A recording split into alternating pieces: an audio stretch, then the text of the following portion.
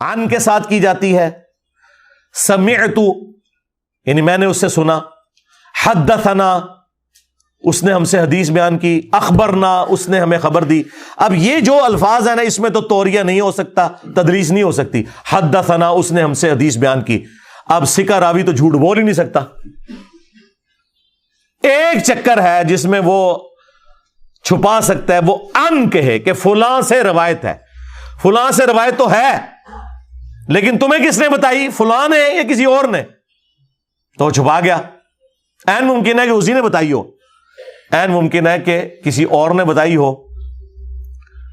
اچھا یہ اب وہ کیوں کرتے تھے؟ ہے تو یہ عیب ہے۔ امام شعبہ کہتے ہیں کہ میرے نزدیک تدلیس کرنا زنا سے بدتر ہے، اتنا وہ سخت اس کے بارے میں حکم لگاتے ہیں۔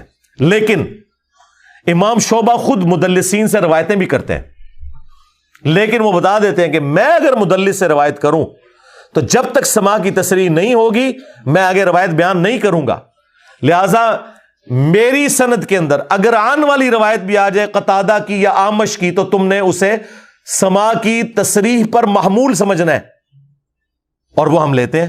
آپ دیکھیں کئی ایسی روایتیں ہیں جن میں اعمش اور قتادہ عن سے روایت کر رہا ہے لیکن نیچے شعبہ بیان کر رہا ہونا تو ہم کہتے ہیں روایت ٹھیک ہے، کیونکہ امام شعبہ سماع کی تصریح کے بغیر نہیں لیتے تھے۔ اسی طریقے سے بخاری مسلم میں بھی اعمش کی یا سفیان ثوری کی یا ابن شہاب زہری کی روایتیں جو عن والی ہیں وہ سماع کی تصریح پر محمول ہیں، کیونکہ یہ محدثین اس کو عیب سمجھتے ہیں، وہ کنفرم کر کے وہ روایتوں کو لکھتے تھے۔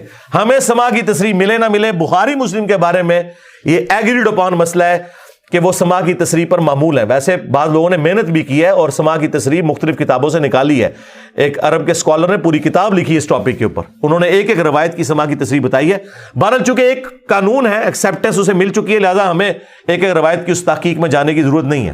لیکن بخاری مسلم کے باہر جتنی حدیث کی کتابیں ہیں ان میں آپ کو سماع کی تصریح تلاش کرنی ہوگی۔ یہ اکثر کہہ دیتے ہیں نا جی ابن مسعود والی روایت جو سفیان ثوری کی تدریس کی وجہ سے ضعیف ہے، تو سفیان ثوری کی تدریس والی تو 10 روایتیں بخاری میں بھی ہیں، تو یہ دھوکہ دیتے ہیں اپنی پبلک کو، انہیں پتہ ہے کہ یہ 2 نمبری کر رہے ہیں، ہاں جان بوجھ کے چکر بازیاں کرتے ہیں۔ جیسے دیوبندی بریلوی جب اہل حدیثوں کو خاموش کروانا ہوتا ہے نا اور بخاری سے جان چھڑانی ہوتی ہے تو کہتے ہیں جی دیکھیں بخاری میں تو لکھا ہے نبی علیہ السلام نے کھڑے ہو کے پیشاب کیا ہے، حالانکہ انہیں پتہ ہے کہ یہ جائز ہے مرد کے لیے مجبوری کی حالت میں۔ اور جب منکرین حدیث کے ساتھ ان کا مکالمہ ہوتا ہے تو بخاری کی شرح لکھتے ہوئے بریلوی اور دیوبندی دونوں اس حدیث کا دفاع کرتے ہیں۔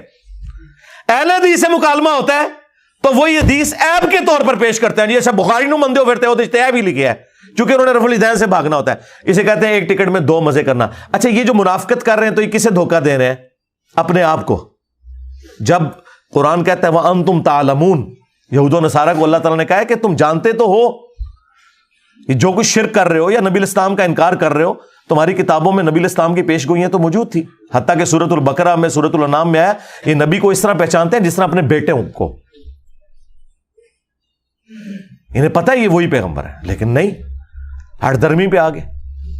وَمَا اخْتَلَفَ الَّذِينَ أُوتُوا الْكِتَابَ إِلَّا مِن بَعْدِ مَا جَاءَهُمُ الْعِلْمُ بَغْيًا بَيْنَهُمْ، اہل کتاب نے جو انکار کیا ہے وہ آپس کی ضد کی وجہ سے، ہم اسے کیوں مانے؟ تو یہ ضد آ جائے تو پھر یہی کچھ ہو جاتا ہے۔ تو یہاں پہ بھی انہیں پتہ ہے یہ بات کہ بخاری مسلم کی جو تدلیس والی روایتیں ہیں وہ سماع کی تصریح پر محمول ہیں، وہ کنفرم کیا ہوا ہے انہوں نے کہ یہ روایت ہم نے فلاں سے سنی ہوئی ہے، ادر دین بخاری مسلم ہوگا۔